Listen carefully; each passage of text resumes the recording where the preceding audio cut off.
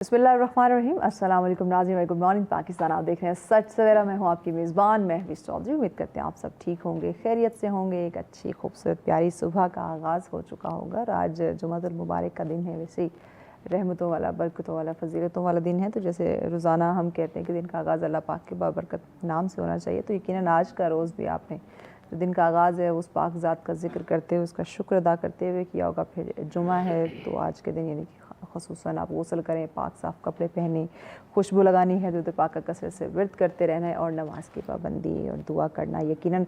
और जब दुआ के लिए हाथ उठाएं तो मैं हमेशा ये बात करती हूँ, दुआ को ना बहुत लंबी ना किया करें। हम अक्सर हाथ उठाते और लंबी लंबी दुआएं करना शुरू कर देते हैं, पता नहीं कहाँ से कहाँ पहुँच जाते हैं। तो मुख्तसर सी दुआ रखा करें और उस दुआ में अपने माँ बाप को, अपने वालिदैन को ज़रूर याद रखा करें, अपने अजीज़ों के लिए दुआ किया करें। दूसरों की मुश्किलात को आसान करने के लिए दुआ करेंगे तो अल्लाह पाक आपकी मुश्किलात यकीनन हल फरमाएंगे, आपके मसले मसाइल हल होंगे, आपकी ज़िंदगी में आसानी इंशाल्लाह पैदा होंगी।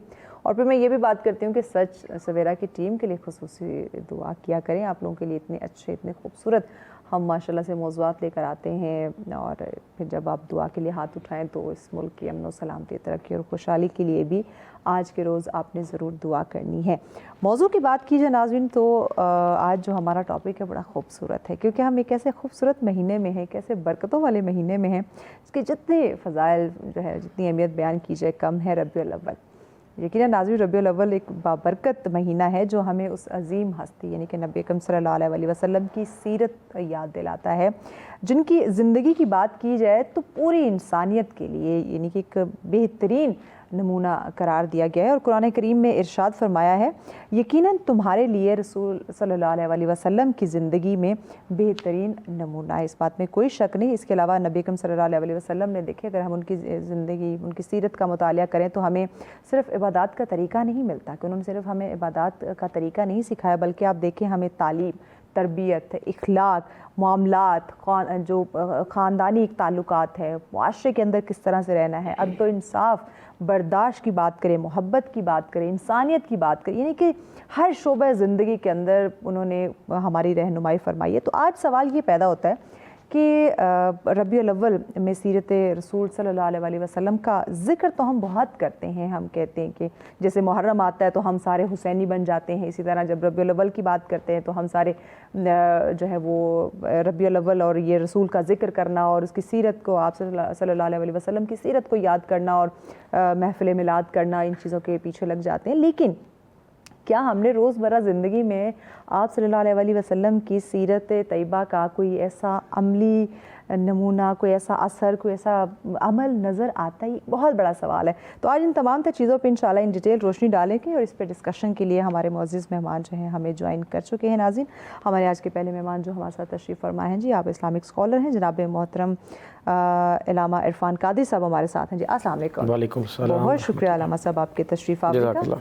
नाज़रीन, उनके साथ हमारे अगले मुअज़्ज़िज़ मेहमान जिन्होंने हमें ज्वाइन किया है, आप मुअज़्ज़िज़ शख्सियत हैं, आप इस्लामिक स्कॉलर हैं जी, जनाब मोहतरम इल्लामा सैयद असद अब्बास बुखारी साहब हमारे साथ हैं जी। अस्सलाम वालेकुम इल्लामा साहब। वालेकुम अस्सलाम। बहुत शुक्रिया आपकी तशरीफ़ आने का। नाज़रीन, उनके साथ अगले हमारे मेहमान जिन्होंने हमें ज्वाइन किया, आप नात ख़्वां हैं और बड़े लंबे अरसे बाद हमारे जुम्मे के प्रोग्राम में इन्होंने हाज़िरी दी है। और मैं अक्सर ये इनकी इंट्रोडक्शन में कहती हूँ कि ये सच टीवी के बड़े चहते, बड़े लाडले नात ख़्वां हैं। कारी मोहम्मद इनाम अल हक साहब हमारे साथ हैं। बहुत शुक्रिया कारी साहब, आफ्टर वेरी लॉन्ग टाइम। अब मोहतरम इल्लामा इरफान कादरी साहब, आप ही से आगाज़ करते हैं। बिस्मिल्लाह कीजिए, बताइए आज हम बात करने जा रहे हैं रबीउल अव्वल, 12 रबीउल अव्वल की आमद है, आप सल्लल्लाहु अलैहि वसल्लम की आमद और हमारी ज़िंदगी में सीरत तैयबा का जो पैगाम है जो हम गुफ्तगू करने जा रहे हैं। कुरान की बात की जाए तो कुरान करीम ने आप सल्लल्लाहु अलैहि वसल्लम को उसवे हसना जो है वो करार दिया। वजह क्या है, बताइए ज़रा डिटेल से। बिस्मिल्लाह कीजिए। अल्हम्दुलिल्लाहिल्लज़ी लम यज़ल आलिमन हय्यन क़य्यूमन समीअन बसीरा वस्सलातु वस्सलामु अला रसूलिहिल करीम व अला आलिहि व सहबिहि अजमाइन। अम्मा बादु फ़अऊज़ु बिल्लाहि समीइल अलीम मिनश शैतानिर रजीम। बिस्मिल्लाहिर रहमानिर रहीम। व मा अर्सलनाका इल्ला रहमतल लिल आलमीन। अस्सलातु वस्सलामु अलैका या सय्यदी या रसूलल्लाह। अस्सलातु वस्सलामु अलैका या सय्यदी या हबीबल्लाह व अला आलिका व सहाबिका या सय्यदी या नूरल्लाह। गुफ्तगू से कबल सिस्टर आपका और हमेशा की तरह सच सवेरा की पूरी टीम सच के रास्ते पे गामज़न है। आपको अल्लाह करीम सच दिखाने, सच सुनने और सच बताने की तौफीक अता फरमाए। आमीन आमीन। माह रबी उल नूर, माह रबी उल अव्वल, ईद मिलादुन्नबी का महीना भी कहा जाता है। सिस्टर, हर महीने की देखा जाए तो निस्बत किसी न किसी हस्ती के साथ, किसी न किसी वाक़े के साथ मंसूब होती है, तो उसको इज़्ज़त मिल जाती है, रिफ़त मिल जाती है, वो मंसूब हो जाए। जैसे माह मुहर्रमुल हराम के महीने का आगाज़ होता है तो हर आँख अश्क बार हो जाती है, बिल्कुल ऐसे। दिल जो है वो दुखी हो जाते हैं, क्योंकि मुहर्रमुल हराम के महीने की निस्बत मेरे आका की, वो नवासे जिनको मेरे आका अपने कंधों पे सवार करके खिलाया करते, चूमा करते, प्यार किया करते, उनकी शहादत और उनके साथ उनके पूरे कुंबे की शहादत के हवाले से मुहर्रमुल हराम के महीने को जाना चाहता है। इसी तरह रमज़ानुल मुबारक के महीने की निस्बत है, उसके अंदर जो है वो कुरान नाजिल हुआ, 27वीं शब को कहा जाता है, मुकम्मल हुआ या नाजिल हुआ, तो उस महीने को इज़्ज़त मिली, रिफ़त मिली। इसी तरह अगर माह रमज़ानुल मुबारक में कुरान नाजिल होने की वजह से उसको इज़्ज़त और रिफ़त मिल गई, मारूफ हो गया, उसी तरह माह रबीउल अव्वल के महीने की निस्बत जो है, अगर रमज़ान में कुरान आया तो माह रबीउल अव्वल में कुरान वाला आया है। सुभान अल्लाह, सुभान अल्लाह। तो वो कुरान वाला कौन है? वो नबियों का इमाम है, बेशक अहमद मोहम्मद रसूलुल्लाह सल्लल्लाहु अलैहि वसल्लम है, मेरे आका अलैहिस्सलातु वस्सलाम की ज़ात अक़दस है, सैयदा कायनात के बाबा जान है, हसनैन करीमैन के नाना जान है, मौला मुश्किल कुशा के मौला है, हमारे प्यारे नबी अलैहिस्सलातु वस्सलाम की विलादत बासआदत का महीना है। बेशक। उसके बाद सबसे बड़ी वजह यही है इस महीने को इज़्ज़त और रिफ़त मिलने की और मारूफ होने की, कि इस महीने के अंदर वो हस्ती तशरीफ़ ला रही है जिसकी वजह से अल्लाह रब्बुल आलमीन ने पूरी कायनात को तख्लीक फरमाया। यहाँ तक के फरमाया कि लमा अज़हर तु रबूबिया, ए महबूब अगर मैं तुम्हें पैदा ना करता, मैं अपना खुदा होना भी ज़ाहिर ना करता, मैं अपनी रबूबियत का इजहार भी ना करता।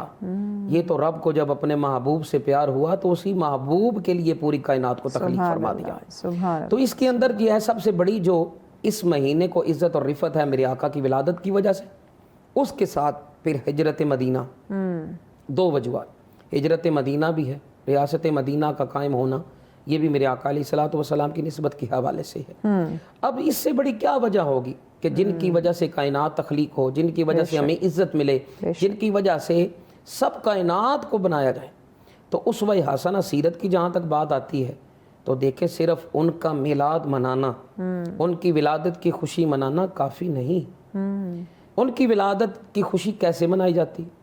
घरों को सजाया जाता है, लंगर को बांटा जाता है, जहाँ जिस तरह माह मुहर्रमुल हराम के अंदर शहादत इमाम अली मकाम पर सिर्फ उस दिन को मनाने का मकसद नहीं है, किरदार हुसैनी को अपनाना ज़रूरी है, कि बताना है कि उन्होंने दीन की खातिर, अपने नाना की दीन की खातिर, हमारी नस्लों की पाकी के लिए उन्होंने कितनी कुर्बानियाँ दी हैं। अपने लिए नहीं दी, बल्कि हमारी नस्लों को पाक करने के लिए, उनकी इस्लाह के लिए, दीन की बका के लिए उनकी कुर्बानी जो है वो अल्लाह की राह में पेश कर दी है। इसी तरह मेरे आका अलैहिस्सलातु वस्सलाम आए तो क्या हुआ?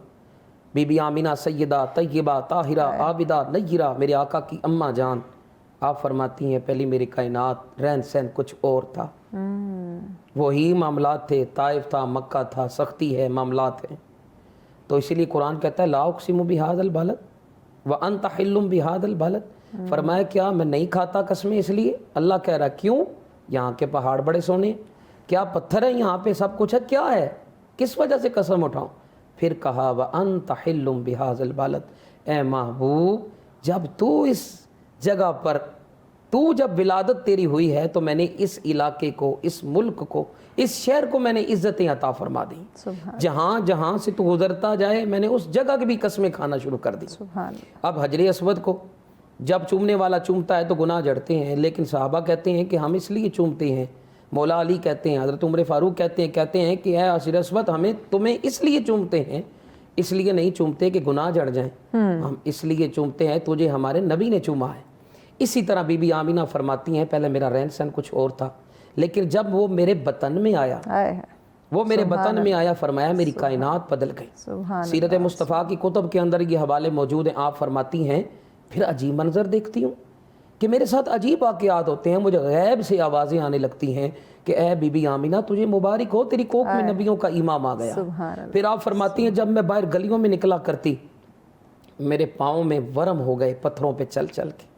تو آپ فرماتی ہیں لیکن جب میرے بدن میں جب ایک چینج ہوا معاملہ, تو میں جب باہر نکلتی تو میرے پاؤں کے نیچے آنے والے پتھر بھی موم بن جاتے ہیں. میں پتھروں پہ پاؤں رکھتی ہیں تو وہ روئی بن جاتے ہیں. آپ فرماتی ہیں جب میں آگے چلتی ہوں تو کیا دیکھتی ہوں کہ میرے سر پہ دھوپ آتی, لیکن میرے ابھی ذہن میں یہ سوال آتا کہ آج دھوپ بڑی سخت ہے, لیکن اتنی دیر میں ایک بادل کا ٹکڑا ٹوٹ کر میرے سر پہ چھاؤں کر دیتا ہے. پھر آپ فرماتی ہیں میں آگے چلتی ہوں تو مجھے پہاڑوں سے آوازیں آ رہی ہیں, اے آمینہ تجھے مبارک ہو, اے تجھے مبارک ہو, تیری کوکھ میں نبیوں کا امام. کہتی ہیں میں دیکھتی ہوں مجھے یہاں مشرق میں, مغرب میں, شمال میں, جنوب میں کوئی شخص نظر نہیں آتا, کوئی انسان نظر نہیں آتا, انسانیت کو کوئی وجود نہیں ہے.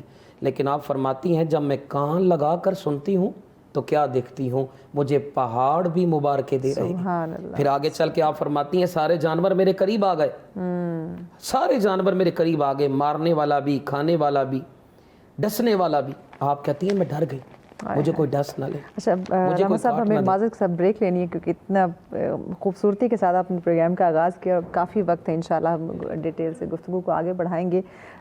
نبی کریم صلی اللہ علیہ وسلم کی آمد کا سلسلہ ہے, آپ کی سیرت پہ گفتگو ہو رہی ہے. یقیناً ایسے پورے اسٹوڈیو میں اتنی جو ہے وہ ایک خوشگوار فضا ہے کہ گفتگو سن کے دل جو ہے وہ خوش ہو رہا ہے, ایون آپ کا روم روم جو ہے وہ خوشی سے جھومنے لگ جاتا ہے. تو یہ گفتگو کے سلسلے کو, اس خوشی کو آگے بڑھائیں. ربیع الاول, نبی کریم صلی اللہ علیہ وسلم کی آمد اور پھر ہماری زندگی میں سیرت طیبہ کا پیغام. یقیناً یہ پورا مہینہ خوشیوں والا ہے, برکتوں والا ہے, آپ کی آمد کا مہینہ ہے. تو اسی حوالے سے گفتگو کا سلسلہ جاری ہے. مہمان ہمارے ساتھ موجود ہیں جی جناب محترم علامہ سید اسد عباس بخاری صاحب, جو بریک سے قبل عرفان صاحب فرما رہے تھے آپ صلی اللہ علیہ وسلم کی آمد کا ایک پورا وہ ایک سلسلہ ایک بیان کر رہے تھے, تو وہ پورا منظر آنکھوں کے سامنے آنا شروع ہو جاتا ہے. تو میں چاہوں گی کہ جہاں سے انہوں نے بات اپنی روکی تھی وہیں سے آپ کنٹینیو کیجیے. اعوذ باللہ السمیع العلیم من الشیطان اللعین الرجیم, بسم اللہ الرحمن الرحیم. اما بعد فاعوذ بسم اللہ الرحمن الرحیم. وما ارسلناک الا رحمۃ للعالمین. بے شک نہیں بھیجا گیا آپ کو مگر عالمین کے لیے رحمت بنا کر. مفخر موجودات حضرت پیغمبر اسلام علیہ الصلاۃ والسلام, یہ مہینہ چونکہ ان سے منسوب ہے, آمد ہے سرکار کی اس مہینے میں, تو اس پروگرام کا موضوع بھی یہی ہے کہ پیغمبر اسلام کی سیرت کے حوالے سے گفتگو کی جائے. تو جس طرح حضور فرما رہے تھے کہ تبدیلیاں رونما ہونا شروع ہوئیں جب نور اطہر پیغمبر اسلام علیہ الصلوۃ والسلام صدف عطرت طاہرہ میں آیا. ٹھیک, اور بالکل ایسا ہی ہے کہ جس طرف بی بی جایا کرتی تھیں ہر طرف سے استقبال ہوتا تھا, ابر سایہ کرتا تھا. سبحان اللہ. اور پھر جب سرکار دو عالم کی آمد ہوئی تو کیسر و کسریٰ کے جو محلات تھے, کیسر و کسریٰ کے محلات وہ اچانک سے ٹوٹ گئے. ان کے کنگرے جو تھے بڑے بڑے تھے نا, مینارے بنے ہوئے, آتش پرست تھے نا یہ. تو ساوا کی ایک جھیل ہے, اس کی پرستش ہوتی تھی, وہ سوکھ گئی. اسی طرح بہت سارے پوری کائنات میں ایک عجیب سما تھا, ایک عجیب منظر تھا. حضرت عبد المطلب علیہ الصلوۃ والسلام کے پاس لوگ آ کر مبارکیں پیش کرتے, اور پیغمبر اصلاۃ علیہ الصلوۃ والسلام کی آمد جو ہے وہ ایک غیر معمولی تغیر و تبدل واقع ہوا پوری کائنات کے اندر, ہر طرف. اور خوشیاں تھی ظاہر ہے, پیغمبر اسلام کی آمد پہ کئی 100 اونٹ قربان کیے حضرت عبد المطلب علیہ الصلوۃ والسلام نے. اور اسی طرح حضرت ابو طالب علیہ السلام اور پورے بنی ہاشم قریش سارے کے سارے خوش تھے, کیونکہ اللہ نے وہ جو وعدہ کیا ہوا تھا آخری پیغمبر کا, بالکل اس کی انتظار یہودی کر رہے تھے, عیسائی بھی کر رہے تھے. تو مگر یہ جو ہستی آئی وہ نہ یہودیوں کے اور نہ اس عیسائیوں کے سلسلے میں آئی، بلکہ یہ بنو ہاشم کے خاندان میں طلوع ہوا اس پاک و پاکیزہ چاند کا، اس ستارے کا جو پیغمبر اسلام کی صورت میں اللہ نے بھیجا اور عالمین کے لیے رحمت بنا کر بھیجا، بے شک جہاں پر کفر و نفاق، شرک، بدعتیں تھیں، وہاں پہ ایک عجیب سی جو ہے وہ تبدیلی رونما ہوئی، اور پیغمبر اسلام کی جو جتنی بھی زندگی ہے جی اس میں کفار و مشرکین بھی اس چیز کے قائل تھے کہ پیغمبر اسلام نے کبھی جھوٹ نہیں بولا۔ بے شک بے شک وہ سبحان جب بھی گفتگو فرماتے وہ اس پہ کفار بھی یقین کرتے کہ واقعی۔ اس کا ایک واقعہ آپ کے سامنے بیان کروں کہ جب کوئی صفحہ پہ کھڑے ہو کر پیغمبر اسلام نے مکہ کے ہر قبیلے کو دعوت دی اور اس میں سارے جمع ہوئے، تو پیغمبر علیہ السلام نے فرمایا کہ اگر میں آپ کو کہوں کہ اس پہاڑ کے پیچھے ایک دشمن کا لشکر ہے اور آپ پر حملہ آور ہونا چاہ رہا ہے تو آپ اس کو کیسے دیکھو گے؟ تو سب نے کہا کہ ہم نے آپ کو سچا پایا، آپ سچے ہیں، آپ کی بات پہ یقین کریں۔ ایسے ہی یقینا اور سب نے کہا بالکل ہم یقین کریں گے۔ تو پھر وہاں سے پیغمبر اسلام نے اس تبلیغ کا آغاز کیا جو قولوا لا الہ الا اللہ، کہ لا الہ الا اللہ کے سوا کوئی عبادت کے لائق نہیں سوائے اللہ کے۔ بے شک یہ بت پرستی 360 بت جو مکہ حرم میں تھے اور ہر قبیلے کا اپنا بت تھا، تو پیغمبر اسلام نے فرمایا کہ میں بہت بڑے عذاب سے آپ کو ڈرا رہا ہوں جو اللہ کی طرف سے، اگر آپ اس چیز سے باز نہ آئے کفر و نفاق اور شرک سے، تو پھر ایک بہت بڑا عذاب انتظار کر رہا ہے۔ اس سے بچنا ہے تو پھر آپ نے کیا کرنا ہے؟ قولوا لا الہ الا اللہ، لا الہ الا اللہ، نہیں کوئی معبود سوائے اللہ کے۔ تو یہ تبلیغ تھی پیغمبر اسلام کی اپنے کردار کے ساتھ، بے شک مکہ میں اپنے کردار کے ساتھ ایسا کردار پیش کیا پیغمبر اسلام نے کہ مخالفین بھی اس چیز پہ قائل ہو گئے کہ واقعی پیغمبر اسلام سچے ہیں، سبحان اللہ۔ یہ جھوٹ کبھی نہیں بول سکتے۔ تو اسی طرح بہت سارے واقعات ہیں مکہ کے اندر بھی، بہت سارے۔ آپ پیغمبر والسلام نے فرمایا کہ جتنی تکلیفیں مجھ پہ آئیں کسی نبی پہ پہلے نہیں آئیں۔ آپ واقعہ طائف دیکھیں کہ پیغمبر اسلام وہاں تشریف لے جاتے ہیں، تبلیغ کے لیے جاتے ہیں، تو وہاں اوباش لوگ پیچھے لگا دیے جاتے ہیں، وہ پتھر مارتے ہیں، آپ لو لہان ہو جاتے ہیں، اور پھر ایک باغ میں آپ آ کر پناہ لیتے ہیں۔ تو وہاں پہ حضرت جبریل علیہ السلام نازل ہوئے کہ اللہ کی ذات فرما رہی ہے کہ اگر آپ چاہیں تو میں ان دونوں پہاڑوں کو ملا دوں اور انہیں ختم کر دوں، اہل طائف کو۔ تو اس وقت یہ جو وما ارسلناک الا رحمت للعالمین، رحمت للعالمین بن کر ہے، عالمین کے لیے رحمت بن کر ہے، رحمت للمسلمین نہیں ہے، رحمت للعالمین ہے، پورے عالمین کے لیے رحمت بن کر ہے۔ تو اس وقت پیغمبر نے فرمایا نہیں، میں چونکہ رحمت بن کر آیا ہوں، میں دیکھ رہا ہوں کہ ان کی نسلوں میں عبادت خدا کرنے والے موجود ہیں، مواحد موجود ہیں، قرآن کی تلاوت کرنے والے موجود ہیں۔ تو پیغمبر نے اس عذاب کو جو واقعہ بالکل اگر آپ چاہتے تو واقع ہو جاتا، اس کو ٹال دیا۔ یہ بہت بڑی ایک یعنی سیرت پیغمبر اسلام کی بہت بڑی دلیل ہے، عفو درگزر، معافی کا پہلو، بے شک، اور قدرت رکھتے ہوئے بھی معاف کر دینا۔ اسی طرح پھر آپ دیکھیں کہ فتح مکہ کے وقت جو ہے وہ ہر ایک کانپ رہا تھا، لرز رہے تھے کہ مسلمان فاتح ہو کے آگے، جن کو اسی مکہ سے نکالا گیا تھا ایسے ہی ظلم کر کے، اذیتیں دے کر۔ تو جب سارے لوگ منتظر تھے کہ ابھی کوئی ہمیں جو ہے وہ سزا دی جائے گی، تو اس وقت پیغمبر اسلام نے فرمایا میں نے سب کو معاف کیا۔ سبحان اللہ۔ دیکھیں کہ عفو درگزر کی بہت بڑی مثال ہے، بے شک، کہ سب کو معاف کیا، آپ سب جو ہے وہ پناہ میں آ گئے۔ تو اس وقت جو دشمن بھی تھے یا دلوں میں کینہ و بغض بھی رکھتے تھے وہ چیز بھی ختم ہو گئی، اور پیغمبر اسلام کے جو ہے نا وہ ہاتھ پہ سب نے جو بیعت کی، اور اسلام بڑھتا گیا، پھیلتا گیا، پھولتا گیا، اور یہاں تک کہ پوری دنیا میں اسلام کا یہ جو پیغام ہے، پیغمبر اسلام کا خوبصورت پیغام ہے، اللہ کا پیغام ہے، قرآن کا پیغام ہے، وہ پہنچا، اور اس سے دنیا مستفید ہو رہی ہے، یقیناً، اور پوری دنیا میں جو ہے وہ پیغمبر اسلام کی سیرت کا لوگ کفار بھی مطالعہ کر رہے ہیں، انگریز بھی مطالعہ کر رہے ہیں، یقیناً وہ مطالعہ کر کے جو چیزیں ہمارے لیے تھی اس پہ عمل وہ لوگ کر رہے ہیں، جو ہمیں کرنی چاہیے تو ہم نہیں کر رہے تھے، ہم چھوڑ گئے۔ ایگزیکٹلی جی۔ محترم علامہ عرفان قادری صاحب، آپ کی طرف آتے ہیں، تعلیم و تربیت کی بات کی جائے تو آپ صلی اللہ علیہ وسلم نے کیسے ایک بہترین استاد کی حیثیت سے لوگوں کو تعلیم و تربیت دی؟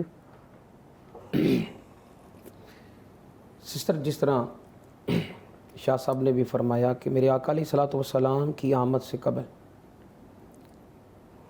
اب دیکھا جائے تو مکہ کی لوگوں کے اندر ہو مٹی کا بڑا اثر ہوتا ہے، علاقائی طور پہ بھی دیکھیں مشابہت اگر چہرے کی ہو، زبان میں بھی مختلف، اسی طرح عادات اور شخصیت کے اندر بھی جو ہے نا وہ اس مٹی کا اثر ہوتا ہے۔ وہاں کے لوگ بڑے سخت، دیکھا جائے تو ابھی ولادت ہو گئی، سارا کچھ ہوا، میں کچھ ہی دن قبل عمرہ شریف کی سعادت حاصل کر کے آیا ہوں، ماشاءاللہ۔ تو مکہ کے اندر ہمیں لوگوں کے اندر ابھی بھی جلال نظر آتا ہے، جمال دیکھنا ہو تو وہ پھر مدینہ پاک میں آ جائے۔ اسی طرح میرے آقا علیہ الصلوۃ والسلام سے پہلے جس طرح جاہلیت کا دور تھا، لوگ بیٹیوں کو زندہ درگور کر دیا کرتے تھے، ماں باپ کو گھسیٹ کر بازاروں میں بیچا کرتے، ہر رشتے کو عزت ملی تو میرے آقا علیہ الصلوۃ والسلام کی آمد کے بعد۔ بے شک۔ آج لوگ حقوق مانگتے کہ عورت کو کیا ملا، عورت کو حقوق ملا ہی دین اسلام کی وجہ سے، بے شک، کیونکہ عورت جب ماں بنی، وہی عورت جب بچی تھی تو وہ جناب وہ زندہ درگور کر دیے جاتے تھے، ایسے ہی ہے۔ لیکن جب میرے آقا علیہ الصلوۃ والسلام کی آمد ہوتی ہے تو جاہلیت کے اندھیروں کو مٹا کر رب کریم نے ان کے نور سے اجالا کر دی۔ بے شک۔ جب عورت ماں بنتی ہے تو میرے آقا علیہ الصلوۃ والسلام کی آمد کے بعد اللہ نے جنت کو کھینچ کر ماں کے قدموں کے نیچے رکھ دیا۔ بالکل۔ پھر اس کے بعد باپ کا مقام بتایا کہ اگر جنت ماں کے قدموں کے نیچے ہے تو اس جنت کا دروازہ رب کریم نے باپ کو بنا دیا، اور فرمایا کہ باپ ناراض ہو جائے تو پھر اللہ ناراض ہو جاتا ہے، تو پھر جنت کا دروازہ نہیں کھلے گا تو انسان جنت میں نہیں جا سکتا، جنت نہیں ملے گی۔ پھر بیٹی کا مقام بتایا کہ بیٹی جس گھر میں آ جائے اللہ کی رحمتیں نازل ہوتی ہیں، سبحان اللہ، سبحان اللہ۔ ٹھیک ہے، بیٹے کا مقام بتایا، پھر اس کے بعد بہن کا مقام بتایا، بیٹی کا مقام بتایا، ہر رشتے کو میرے آقا علیہ الصلوۃ والسلام۔ اسی طرح جاہلیت کے اندھیروں کے اندر وہ جہاں پہ جاہلیت تھی لوگ زندہ درگور ماں باپ کو کر دیا کرتے تھے، پھر میرے آقا علیہ الصلوۃ والسلام نے آ کر اپنی سیرت سے، اب میرے آقا نے 40 سال تک نبوت کا اعلان نہیں کیا، بالکل ایسے، لیکن میرے آقا نے اپنی شخصیت، اپنے کردار کے ساتھ، اپنے اخلاق سے، بے شک، اپنی سیرت سے لوگوں کے دلوں کے اندر جگہ بنائی، بے شک، بے شک، سبحان، کہ ان کے بیچ میں آ کر ان سخت لوگوں میں رہ کر جہاں پہ جاہلیت ہر طرف ہے وہاں پر میرے آقا نے اپنے کردار کو، اپنی شخصیت کو جو ہے وہ نمایاں کیا۔ یقیناً، ٹھیک ہے، پھر وہی لوگ تھے کہ جنہوں نے یہ کہنے پر مجبور ہوئے یہ جو محمد ہے صلی اللہ علیہ وسلم ہیں بنو ہاشم کے خاندان سے، لیکن یہ کیا ہے، یہ صادق اور امین ہے، اپنی امانتیں بھی ان کے پاس رکھوانے کو تیار ہو جاتے، سبحان اللہ، سبحان اللہ۔ وہ سخت دل کافر کہ دن کے دل نہیں کانپتے تھے ہزاروں لوگوں کو قتل کرنے کے لیے، زندہ درگور کرنے والے، ان دلوں کے اندر اللہ کی محبت کو اجاگر کرنا میرے آقا کا کام، سبحان اللہ، کہ جب ان کے دلوں کے اندر میرے آقا نے دین اسلام کی روشنی کو جب ان کے دل میں اجاگر کیا تو وہ پھر اللہ کا نام سن کے بھی ان کی آنکھوں میں آنسو آ جایا کرتے تھے، وہ پھر کسی غریب کو، کسی بھی جو ہے وہ ایک مظلوم کو دیکھ کر ان کے دل کانپ جایا کرتے تھے، ہزاروں کی تعداد کے اندر تھے ابو جہل ابو لہب کو چھوڑ کر، لیکن یہ تو چند لوگ تھے کہ جن کو ہدایت حاصل نہ تھی، لیکن یہ ہے کہ ادھر دیکھا جائے تو کئی سردار ہیں حضرت ابو بکر صدیق سے لے کے مولا مشکل کشا وہ تو آپ کے خاندان کے تھے، وہ تو بچپن ہی آپ کے ہاتھوں میں پرورش ہوئی۔ آپ کے والد گرامی نے جنہوں نے 40 سال تک میرے آقا علیہ الصلوۃ والسلام 2 بچے حضرت امام ابو طالب کے دسترخوان پہ پلے، ماشاءاللہ 2 بچے، لیکن اس دسترخوان کی برکت کیا تھی؟ ایک نبیوں کا امام بن گیا، ایک ولیوں کا امام بن گیا۔ سبحان اللہ، یہ جناب حضرت ابو طالب کی دسترخوان کی سبحان عظمت۔ اللہ۔ تو میرے آقا کی زندگی نے، آپ کی زندگی نے، دیکھیں اسلام تو 40 سال کے بعد اعلان نبوت کیا، ایسے ہی لیکن لوگوں کے دلوں کے اندر جگہ بنانے کا یہ ہے کہ میرے آقا نے اپنے کردار کو، کردار سے، اپنی سیرت سے، اپنے اخلاق سے بے شک، جو ہے وہ عملی طور پر لوگوں کے دلوں کے اندر جگہ بنائی، لوگوں کی ہیلپ کی، لوگوں کی مدد کی، رشتوں کی اصل معنی کے اندر جو ہے نا وہ اہمیت کو میرے آقا علیہ الصلوۃ والسلام نے اجاگر فرمایا۔ بالکل ایک صاحب بھی آئی میرے اسلام قبول کرنے کے بعد، میرے آقا تشریف فرمائے تو میرے آقا کی بارگاہ میں آئے تو فرماتے یا رسول اللہ، یا حبیب اللہ، اے نبیوں کے امام، آپ کی آنے کی وجہ سے دل کے اندر جو روشن نور ہوا، جو قلبی سکون، ہم بڑے بے چین لوگ تھے، بڑے بھٹکے ہوئے لوگ تھے، لیکن یا رسول اللہ آپ نے جب ہمارے سینے کے اندر رب کی محبت کو ڈالا تو ہمارے سینے روشن ہو گئے، زندگی میں سکون آیا۔ لیکن یا رسول اللہ ایک بات جو رات کو مجھے سونے نہیں دیتی۔ اچھا، وہ ایک بات کون سی ہے جو رات کو سونے نہیں دیتی؟ یہ ہم بریک کے بعد یہیں سے ہم اس سلسلے کو آگے بڑھائیں گے۔ آج کا خوبصورت موضوع جس پہ ہم گفتگو کر رہے ہیں آمد رسول صلی اللہ علیہ وسلم ہے، اور آپ کی سیرت ہمیں کیا پیغام دیتی ہے، کس طرح اس کو اپنانے کی ہمیں آج ضرورت ہے، اسی پہ ہم گفتگو کر رہے ہیں۔ مہمان ہمارے ساتھ موجود ہیں، جی جناب محترم علامہ عرفان قادری صاحب، آپ ہی سے ہم گفتگو کر رہے تھے، ایک واقعہ ایک صحابی کا بیان فرما رہے تھے، کوئی ایک بات جو ان کو رات کو سونے نہیں دیتی۔ جی بالکل ایسا ہی ہے۔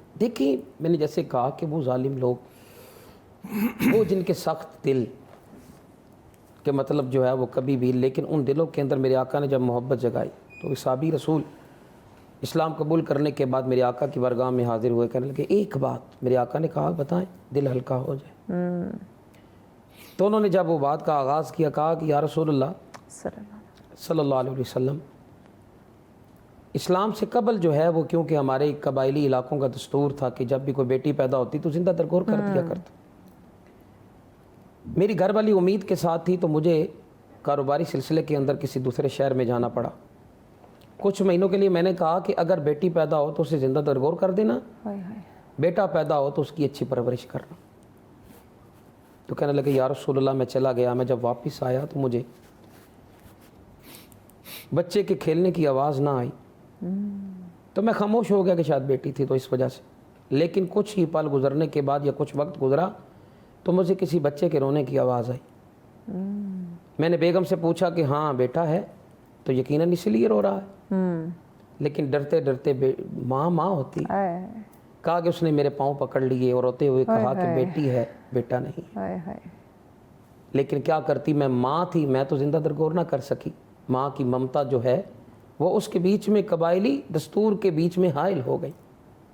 کہا لیکن یا رسول اللہ وقتی تو دیکھا، میں نے اس بچے کو مسکراتے ہوئے دیکھا، کھیلتے ہوئے دیکھا تو میرا دل بھی نرم ہوا، لیکن جب بات پھیلنا شروع ہوئی تو لوگوں نے مجھے تانے دینے شروع کر دی، مجھے گالی گلوچ کرنی شروع کر دی کہ تو نے اپنے قبائلی دستور کو ختم کر رہا ہے، اپنے مذہب کو جو ہے وہ دھتکار رہا ہے، تو ایسا ہے تو ویسا ہے۔ کہا یا رسول اللہ، میں غصے میں آیا، میں نے بیٹی کو لیا جو چند 2-3 سال کی تھی، ابھی بولنا شروع کیا تھا، ابھی بابا کہنا شروع کیا۔ کہا میں نے بیگم کو نہیں بتایا، کہا کہ چیز لے کے دینے جا رہا ہوں یا پھرانے جا رہا ہوں، گھمانے جا رہا ہوں، لیکن کہا کہ حضور میں نکلا، ایک مقام آیا جہاں پر جو ہے وہ ویرانے کے اندر میں نے مٹی کو کھودنا شروع کیا، اس ارادے کے ساتھ کہ میں نے جو ہے وہ اپنے قبائلی علاقوں کی بات سن کر میں اس وقت غصے میں، لیکن یا رسول اللہ جب میں مٹی کھود رہا تھا تو میرے چہرے پر جب مٹی پڑتی تو میری بیٹی معصوم ہاتھوں سے اس مٹی کو ہٹایا، لیکن فرمایا یا رسول اللہ مجھے پھر بھی ترس نہ آیا۔ اس کے بعد جب میں نے کھودا، اس بچی کو میں نے بیچ میں پھینکا تو اس نے کہا بابا کیا کرنے جا رہے؟ تو میں کیا کہتا یا رسول اللہ، لیکن اس وقت میں نے ایک پتھر اٹھایا اور میں نے اٹھا کر اس کے سر پہ مارا، تو اس کے سر سے خون کی فوار میرے چہرے پر پڑی، تو کہنی بابا میرا کیا قصور ہے، میں تو اس دنیا میں آئی ہوں، میرا قصور کیا ہے؟ لیکن فرمایا یا رسول اللہ وہ چیخ، وہ پکار آج بھی میرے کانوں میں گونجتی ہے، تو میں رات کو سو نہیں پاتا۔ اتنی دیر ہوئی، میرے آقا نے اشارہ کر دیا، کیونکہ میرے آقا علیہ الصلوۃ والسلام کی داڑھی مبارک ہائے ہائے آپ کے آنکھ مبارک سے آنسو بہتے ہوئے آپ کا سینہ مبارک ہلا ہو گیا. ہائے ہائے تو میرے آقا علیہ الصلوۃ والسلام نے جو ہے وہ اس پر بڑا دکھ کا اظہار کیا، لیکن فرمایا کہ اللہ نے تمہارے پرانے گناہوں کو اسلام قبول کرنے سے پہلے معاف فرما دیا، فرما دیا. اور میں دعا کرتا ہوں کہ اللہ تمہارے دل کو بھی صبر عطا فرمائے. ہائے تو یہ ہے کہ میرے آقا اس علاقے، اس ملک کے اندر جہاں کے لوگوں کے دل جو ہے وہ پتھر جیسے تھے، سخت ہے. ان دلوں پہ بھی میرے آقا علیہ الصلوۃ والسلام نے دین اسلام کی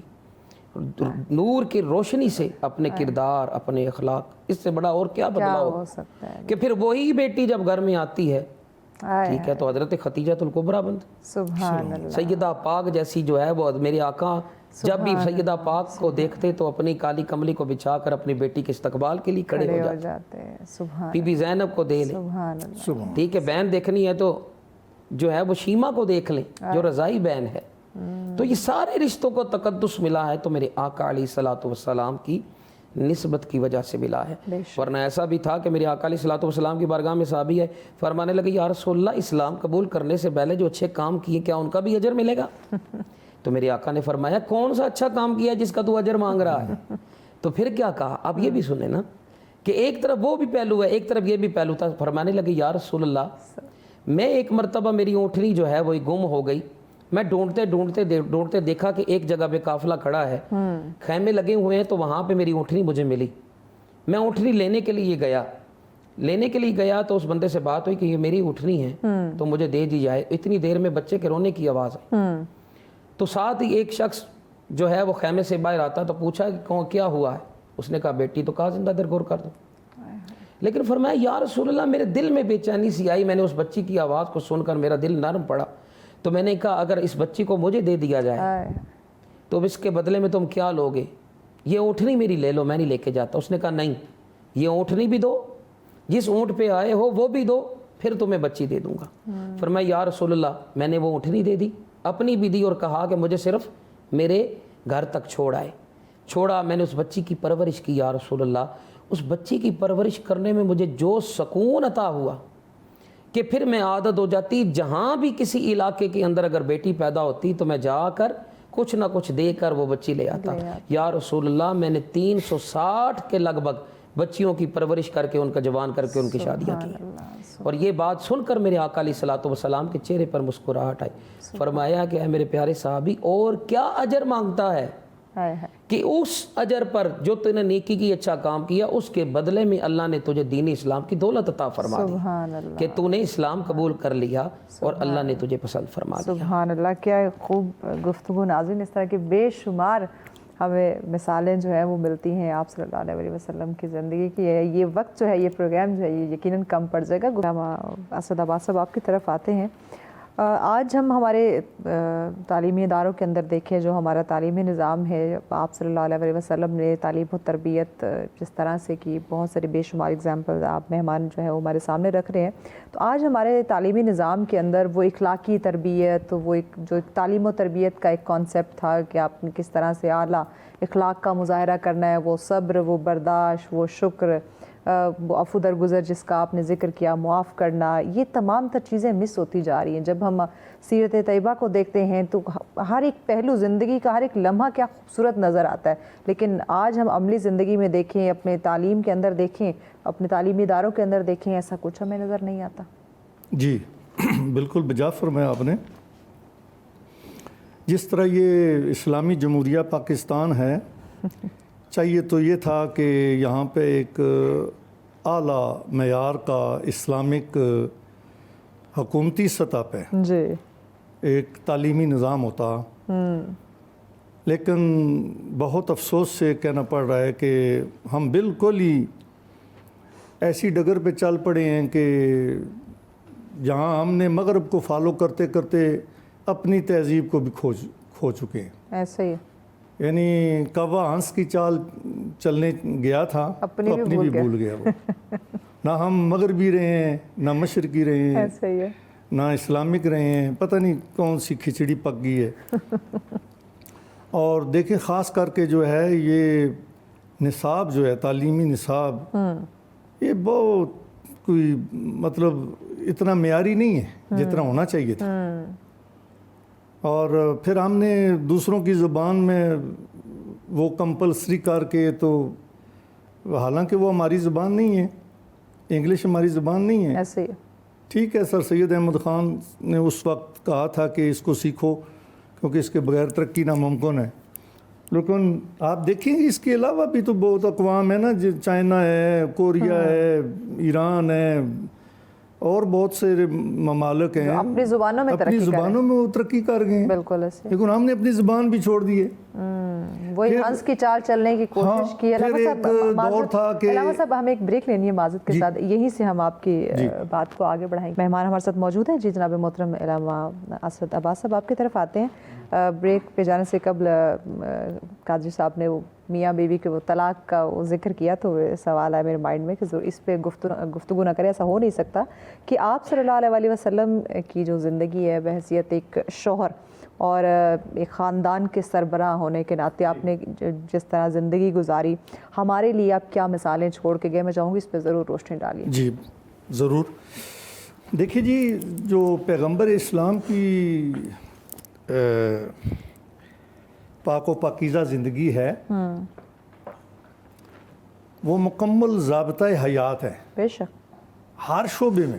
ایسے ہی ہے کہ وہ باپ کیسے تھے، شور کیسے تھے، وہ قائد لیڈر کیسے تھے، اللہ کے حبیب تھے.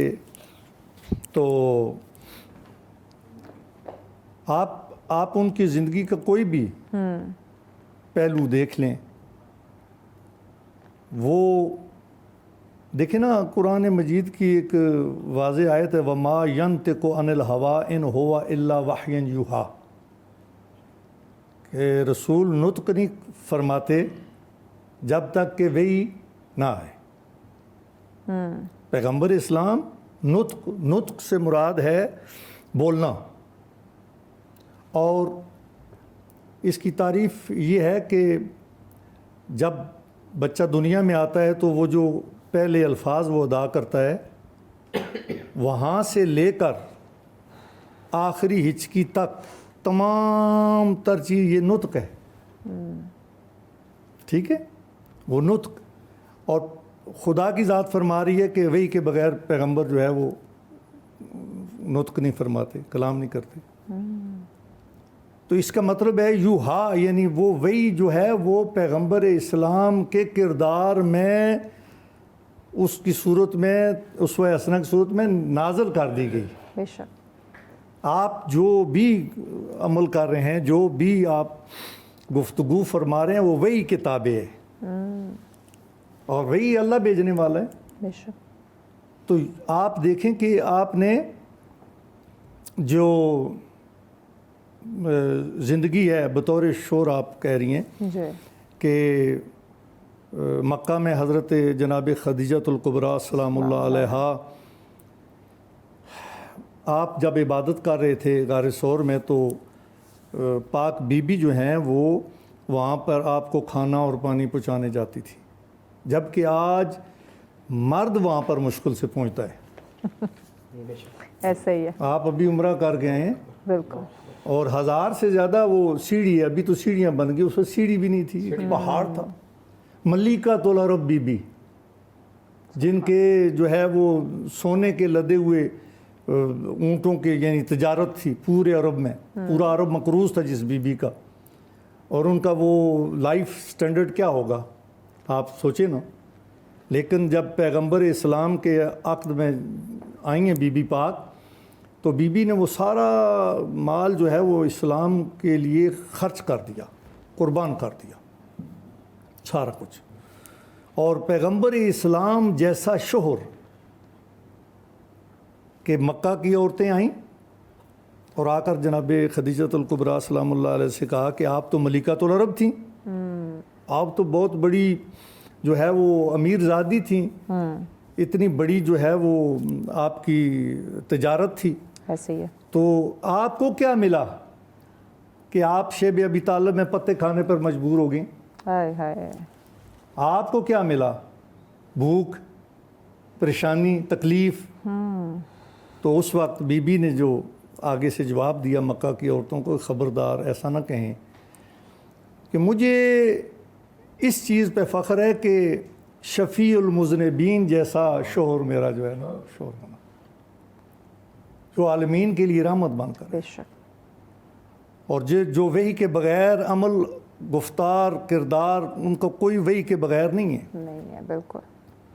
اور مجھے سیدہ زہرا سلام اللہ علیہا جیسی بیٹی اللہ نے عطا کی، سبحان اللہ، سبحان، جو 11 جس کی نسل سے 11 امام ہوں گے، سبحان اللہ، اور جن کا شوہر جو ہے وہ امیر المومنین علی ابن ابی طالب علیہ الصلوۃ والسلام، سبحان اللہ، سبحان اللہ کا شیر ہوگا جس کا شوہر۔ مجھے سب کچھ اللہ نے دیا ہے، یعنی پیغمبر اسلام جیسا شوہر عطا فرمایا، جو اتنے خلق عظیم کے مالک ہے نا، اللہ نے فرمایا ہے کہ اے رسول تو خلق عظیم کا مالک ہے، تو جو خلق عظیم کا مالک جسے اللہ کہے، اس کا کردار آپ گھر میں دیکھیں کہ یہاں تک کہ پیغمبر اسلام جناب خدیجۃ الکبریٰ کے ساتھ گھر کے کاموں میں بھی جو ہے ہاتھ بٹا رہے ہیں۔ بٹاتے ہیں، سبحان اللہ، یہ ہمارے لیے ماڈل نہیں ہے، بالکل، سیرت ہے نا، بالکل، ہمیں اپنانی چاہیے۔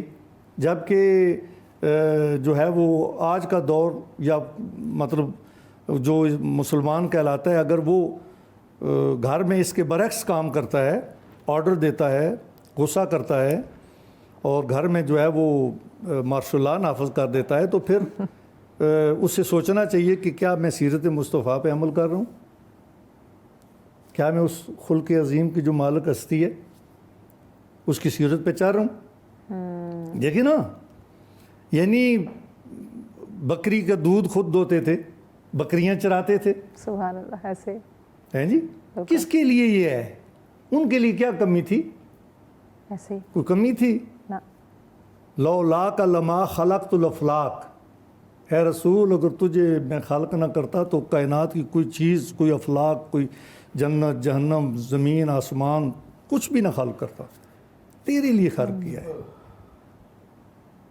ٹھیک ہے، مفخر موجودات کا مطلب یہ ہے کہ جتنے موجودات ہیں ان سب سے افضل و بالا و اعلیٰ پیغمبر صلوات والسلام ہے، اور اسی طرح ان کا کردار، ان کی سیرت، ان کی گفتار، ان کا جو جتنا بھی گھر میں عمل ہے، باہر عمل ہے، یہ سارے کا سارا عکاس ہے اس چیز کا، اس کی عکاسی کرتا ہے کہ پیغمبر خلق عظیم کے مالک تھے، اور انہوں نے ایسا ماڈل، ایسا نمونہ زندگی، نمونہ حیات دیا کہ اگر لوگ اس پہ عمل کر لیتے تو آج یہ معاشرہ جنت بن جاتا۔ یقین یہ معاشرہ جنت ہوتا ہے، یہ چھوٹی چھوٹی باتوں پہ تلخ کلامیاں ہوتی ہے عرفان صاحب، ایسا نہ ہوتا۔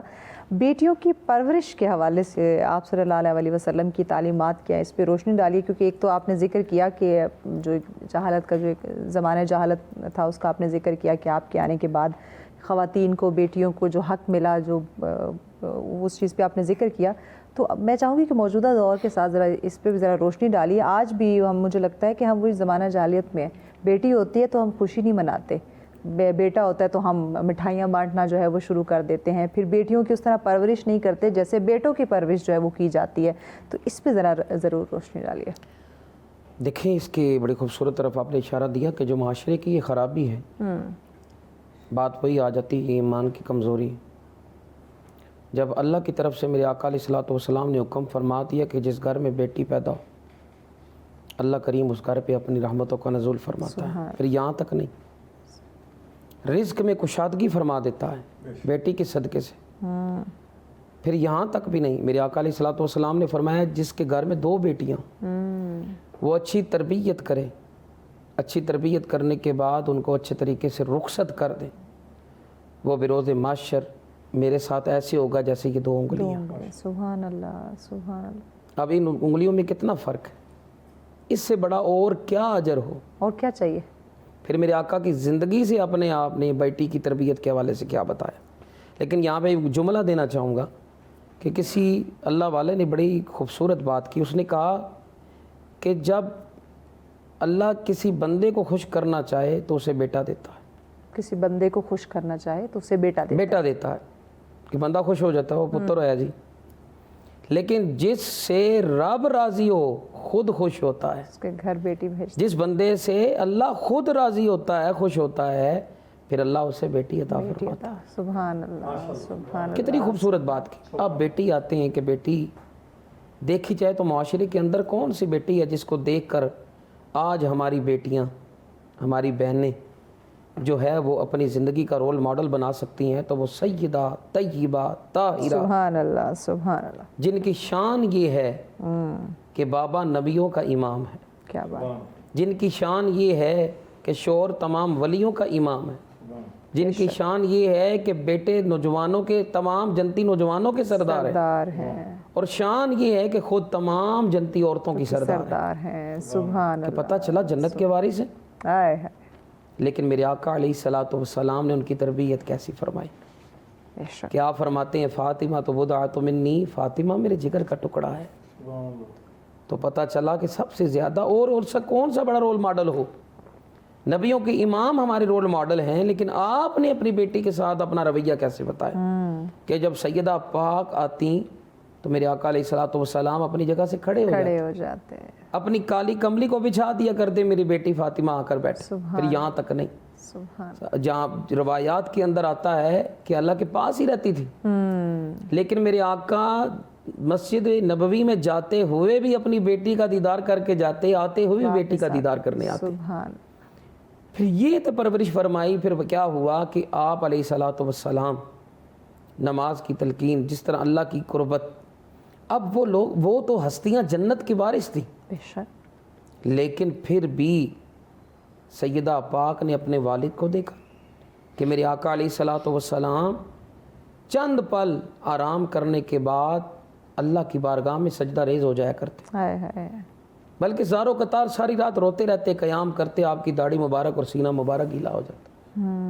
تو اکثر آپ کی ازواج پوچھتی ہیں، حضرت خدیجہ الکبریٰ ہوں، حضرت اماں عائشہ ہوں، آپ بولتے یا رسول اللہ آپ رب کے نبی ہیں تو آپ کا ہی رونا؟ فرمایا کیا میں اپنے رب کا شکر ادا نہ کروں کہ جس نے مجھے جو ہے وہ اپنا حبیب بنایا؟ سبحان، بہت خوبصورت بات محترم، ہمیں بریک لینی ہے، انشاءاللہ گفتگو کے سلسلے ناظرین آگے بڑھائیں گے، اتنی پیاری گفتگو ہو رہی ہے ماشاءاللہ۔ آپ دیکھ رہے ہیں سچ سویرا، آج کا ہمارا موضوع جس پہ گفتگو کا سلسلہ جاری ہے آمد مصطفیٰ صلی اللہ علیہ وسلم ہے، اور آپ کی زندگی سے آپ کی سیرت ہمیں کیا پیغام دیتی ہے، اس پہ گفتگو کا سلسلہ جاری۔ مہمان ہمارے ساتھ موجود ہیں جی جناب محترم علامہ اسد عباس صاحب، آپ ہی سے گفتگو ہو رہی تھی تعلیم و تربیت کے حوالے سے۔ جی میں عرض کر رہا تھا کہ ایک دور تھا کہ اقبالیات پڑھائی جاتی تھیں، علامہ ڈاکٹر سر محمد اقبال کا وہ جو ویژن تھا نظریہ پاکستان کا، اور اس کے علاوہ نوجوانوں کے بارے میں جو انہوں نے شاعری کی ہے اور اقوام عالم کے بارے میں، تو اس کو یکسر ختم کر دیا گیا۔ اگر آج کوئی اقبال کا شعر پڑھتا بھی ہے تو کسی کو سمجھ نہیں آتا، ٹھیک ہے جی۔ اسی طرح قرآن مجید کے بالکل آپ دیکھیں نا، کہاں کو ایجوکیشن کا تصور ہے، اسلام میں تو نہیں ہے نا۔ اور اس کو آپ نے اخلاق کی بات کی، اب کیسے اخلاق قائم رہے آپ مجھے بتائیں کہ جب کو ایجوکیشن بھی ہے اور پھر ایک موبائل کا جو سوشل میڈیا ہے وہ ہر بچے بچی کے پاس ہے، اور یہ نادانی کی عمر ہوتی ہے، اور اس میں جو کانٹیکٹ ہو جاتے ہیں، آج دیکھیں اس کا رزلٹ آپ اخباروں میں، ٹی وی میں، سوشل میڈیا میں دیکھیں کیا ہے۔ ہم بجائے اس کے کہ ہم جو ہے وہ ایک ماڈل بنتے دنیا کے لیے، لیکن ہم بہت پیچھے رہ گئے، افسوس سے کہنا پڑ رہا ہے، ہر فیلڈ میں پیچھے رہ گئے۔ اس کی کیا وجوہات ہیں؟ وجوہات یہ ہے نا کہ انسان کا سب سے پہلا جو درسگاہ ہوتی ہے وہ ماں کی گود ہے، اور اس کے بعد جو ہے وہ استاد ہے۔ اور استاد کے بارے میں دیکھیں نا کہ پیغمبر اسلام نے کیا فرمایا ہے، استاد کی کتنی بڑی عظمت بیان کی ہے کہ یعنی وہ بھی ایک روحانی باپ ہوتا ہے۔ بالکل، ایک دور تھا کہ جس دور میں یہ گورنمنٹ کے اسکول تھے، اور اسلامک، یہ اسلامیہ ہائی اسکول یا مسلم ہائی اسکول، یہ دو بہت بڑی چین تھی اسکولوں کی، اور اسی میں سے جو بڑے بڑے سائنسدان پیدا ہوئے، بڑے بڑے مفکر پیدا ہوئے، بڑے بڑے بیوروکریٹس پیدا ہوئے، یعنی اس تعلیم کا جو سلسلہ تھا اس کو ختم کر دیا گیا، افسوس سے کہنا پڑ رہا ہے۔ تو استاد کا جو وہ مقام تھا وہ ختم ہو گیا. ایسے ہی ٹھیک ہے جی. بالکل. آپ یقین کریں کہ اگر کسی محفل میں استاد آ جاتے تو پوری محفل خاموش ہوتی, کھڑے ہو جاتے. بالکل. یا آپ بس میں سفر کریں, استاد آ گئے تو طالب علم ادب کے لیے کھڑے ہو جاتے اور انہیں جگہ دیتے. ایون اسکول کے علاوہ بھی اگر ہاں جی, ہم کہیں اپنی بھی بات کریں تو کئی استاد نظر آ جاتا تھا تو بالکل وہ ایک آ جاتے تھے, سہم جاتے تھے اور الرٹ ہو جاتے تھے کہ کوئی ایسی کوئی بات یا کوئی ایسے مس ایپ نہ ہو جائے کہ کل اسکول جا کے استاد ہمیں ڈانٹے. ہاں جی, وہ دیکھیں نا, وہ ڈر خوف وہ چیز نہیں رہی, ادب نہیں رہا, احترام نہیں رہا ہے. کمرشلائزیشن کی طرف ہر چیز چلی گئی ہے. اسکول بھی کمرشل ہو گئے ہیں, تعلیم بھی کمرشل ہو گئی ہے. اور بہت یعنی اخلاق کہاں سے آپ لائیں گے, مساوات کہاں سے لائیں گے, عدالت کہاں سے لائیں گے, کہاں سے آپ جو اسوہ حسنہ ہے پیغمبر اسلام کا وہ کہاں سے ڈھونڈیں گے. پہلے کہتے تھے بچہ جو ہے وہ استاد سے ڈرتا ہے, آج استاد بچے سے ڈرتا ہے. ہاں جی بالکل ایسا ہی ہے. اور مزید یہ خرابیاں پیدا ہو رہی ہیں, کوئی روکنے والا نہیں ہے, کوئی پالیسی نہیں ہے, کوئی نظام نہیں ہے. اب انسان کے انڈیویجولی کیا جس کی لاٹھی اس کی بھینس. ہاں, اور پھر دوسرے طرف اگر مدارس کی طرف جائیں تو وہاں بھی آپ دیکھیں کیا حالات ہیں. وہاں بھی بہت پریشانی ہے, تکلیف سے کہنا پڑ رہا ہے کہ وہاں بھی جو ہے نا وہ بچہ محفوظ نہیں ہے, بچی محفوظ نہیں ہے. عجیب ایک یعنی دور آ گیا ہے کہ جس میں ہم قرآن مجید ہوتے ہوئے پیغمبر اصلاۃ والسلام کی جو تعلیمات ہیں, سیرت نبویہ اس کے ہوتے ہوئے ہم نے اس کو اپنی زندگی میں نافذ نہیں کیا. بالکل قرآن الماری میں رکھ دیے اور پیغمبر اسلام کی سیرت کو زبانی جمع خرچ. جیسے حضرت امام علی مقام علیہ الصلوۃ والسلام نے کربلا کے میدان میں جو خطبہ دیا تھا آخری, اور اس میں یہ الفاظ تھے کہ دین تمہاری زبانوں کا چسکا بن گئے. فقط زبان پہ ہے دین, عملاً کچھ بھی نہیں ہے. اب جب عمل نہیں ہے تو پھر آپ دیکھیں نا, کچھ لوگ تو تھے جنہوں نے پیغمبر اسلام کی نبوت کا اقرار ہی نہیں کیا, کافر ہو گئے, انکار کر گئے. کچھ ہیں جنہوں نے اقرار کیا ہے لیکن نبی کا تو اقرار کیا ہے لیکن نبی کی مانی نہیں ہے. وہ کدھر جائیں گے؟ دیکھیں نا, ہمیں چاہیے تو یہ کہ ہم اس پاک و پاکیزہ سیرت کو اپنے اوپر نافذ کریں. سمجھ آئی؟ روزمرہ کے حوالے سے اگر آپ دیکھیں تو انسان اپنے ہر دن کو اگر یہ تیار کر لے کہ میں نے سنت نبوی کے مطابق چلنا ہے, تو سب سے پہلا جو قدم ہے وہ یہی ہوگا کہ انسان جو ہے وہ جھوٹ کو ترک کر کے سچ بولے. اب جب سچ بولے گا تو بہت ساری برائیاں ختم ہو جائیں گی, بہت ساری جو ہے وہ چیزیں اپنے معیار پہ آ جائیں گی. تو یہی چیز ہے کہ طالب علم جب کالج اسکول جاتا ہے وہ ماں باپ سے سچ نہیں بولتا ہے, جھوٹ بولتا ہے آ کے, جبکہ پہلی بات ہی یہی تھی, یہیں سے جو ہے ابتدا ہے زندگی کی کہ سچ بولنا ہے. اور افسوس سے کہنا پڑ رہا ہے کہ میں گیا ہوں مغرب میں کا بھی سفر کیا ہے, میں نے وہاں دیکھا ہے کم از کم وہاں جو چیزیں ہیں وہ انہوں نے کلمہ تو نہیں پڑھا ہے لیکن بہت ساری چیزیں ایسی ہیں کہ جو دین اسلام نے حکم دیا ہے, قرآن مجید نے حکم دیا ہے, پیغمبر اسلام نے حکم دیا ہے, وہ وہاں پہ جو ہے وہ نافذ ہیں. اور جو ہے وہ بہترین وہ معاشرہ انہوں نے بنا لیا اپنا. کم از کم ایک جو انہوں نے معیار سیٹل کیا ہے اس کے مطابق وہ اپنی لائف گزار رہے ہیں. جبکہ ہمارے ہاں جو ہے وہ فقدان پایا جا رہا ہے تعلیمی میدان میں بھی, اور عملاً زندگی میں ہم نے بہت ساری جو ہے نا وہ چیزوں کو چھوڑ دیا ہے. یہی وجہ ہے کہ آج ہم بے شمار جو مسائل ہیں اس میں ہم گھرے ہوئے ہیں, تنزلی کا شکار ایگزیکٹلی. جی جناب محترم علامہ عرفان قادری صاحب, یہ گفتگو آپ کی طرف لے کر آتے ہیں. ایک اور اس وقت معاشرے میں بڑی تلخ چیزیں ہمیں دیکھنے کو ملتی ہے, فوراً ایکشن کا ریئیکشن, چاہے وہ ہم روڈ پہ ہوں, ہم گھر کے اندر ہوں, آفیسز میں ہوں, کسی اجنبی سے بات ہو رہی ہو, کسی رشتہ دار سے, کولیگ, دوست, کسی سے بھی بات ہو رہی ہو, اگر آپ کے موڈ مزاج کے اکارڈنگ کچھ نہیں ہوا, फ़ौरन से गुस्से का इजहार कर देना, गुस्से पे कंट्रोल नहीं है, काबू नहीं है, बर्दाश्त नहीं है, इस हवाले से आप सल्लल्लाहु अलैहि वसल्लम की क्या तालीमात हमें मिलती हैं गुस्से पे काबू पाने के हवाले से? देखिए, बड़ी खूबसूरत बात की है कि गुस्सा जो है वो आते हुए तो खाली आता है, लेकिन जाते हुए बड़ा कुछ ले जाता है। ऐसे और किसी ने बड़ी खूबसूरत बात की थी कि बोलने से पहले अल्फाज आपके मोहताज हैं, बोलने के बाद आप बोलने के बाद आप उन्हें अल्फाज के मोहताज हो जाते हैं। ऐसे ही है। तो सोच समझ कर बोलना, गुस्से के अंदर इंसान बड़ा कुछ कह जाता है। तो उसको इसलिए पता कि नहीं गुस्सा चल रहा हराम क्यों कहा गया? बहुत सारे जो हैं वो इंसान के अंदर खराबियां जो है वो इंसान का गुस्से पर अदम बर्दाश्त, ये बुनियादी चीज़ें याद रखिएगा। ईमान जो है वो गैरत, सब्र, ये जो है ना वो ईमान की बुनियादी चीज़ें हैं। इन्नल्लाह मअस साबिरीन, सब्र करने वालों के साथ अल्लाह की ज़ात है। बेशक। हम ये क्यों भूल जाते ये क्यों बोल जाते? उसकी वजह ये है कि हमारी वजह तरबियत के अंदर, फिर हमारे माशरे के अंदर हमारी सोहबत निस्बत, सबसे बड़ी वजह जो है वो माँ की गोद जो है वो इंसान की दरसगाह है। माँ का रवैया बाप के साथ जैसा है कि अगर उसके अंदर सब्र नहीं तो फिर औलाद से कैसे सब्र की तवक्को कर सकते हैं आप? ऐसे ही है। मैं सीरियस बात जो कह रहा ऐसे ही हूँ, है। देखिए औलाद ने वही करना है जो बाप कर रहा है, ये माँ का जो रवैया है। देखेंगे बिल्कुल ऐसे ही है।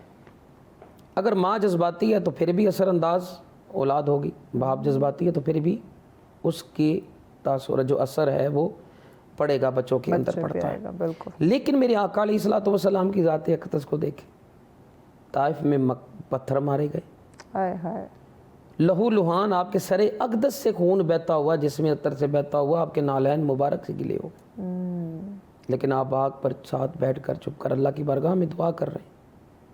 जिब्राइल अलैहिस्सलाम आए, फरमाए या रसूलल्लाह, हुक्म फरमाए दो पहाड़ों को जोड़ो तो ये तबाह हो जाए। तबाह हो जाए, बिल्कुल। लेकिन अल्लाह सुनिए, मेरे आका ने फरमाया है जिब्राइल मैं रहमत बन कर आया हूँ, ज़हमत बन कर नहीं आया। सुभान अल्लाह। ये मेरे आका का किरदार है। बेशक। फिर मेरे आका अलैहिस्सलातु वस्सलाम ने जिस तरह तरबियत करते हुए मौला मुश्किल कुशा मेरे बचपन से मेरे आका की गोद में खेले, सुभान। बचपन गुजरा, जवानी मेरे आका के साथ गुजरी है। तो फिर मौला अली शेर खुदा शेर मुश्किल कुशा हैं कि जंग के दौरान एक लाइन आपके चेहरे पर गुस्ताखी करता है, थूक फेंकता है, तो आपने उसे छोड़ दिया, हालांकि वो आपकी तलवार की जद में था। बिल्कुल ऐसे ही। ये अब माजरा जब उसने देखा, उसने कहा अली तुझे तो एक ज़रब की बजाय दो लगानी चाहिए, 3 लगानी चाहिए, लेकिन तूने इस अमर पर कहा लाइन बदबख्त इंसान, हमारी दुश्मनी भी अल्लाह की रज़ा के लिए, हमारी मोहब्बत भी अल्लाह की रज़ा के लिए। बेशक। शख्सियत बीच में नाइल हो जाए तो इंसान फिर बहुत सारी चीज़ें भूल जाया करता है। शख्सियत परस्ती, खुद परस्ती हो, वहाँ पे अब देखा जाए तो हमारे जैसा कोई इंसान होता तो वो क्या करता?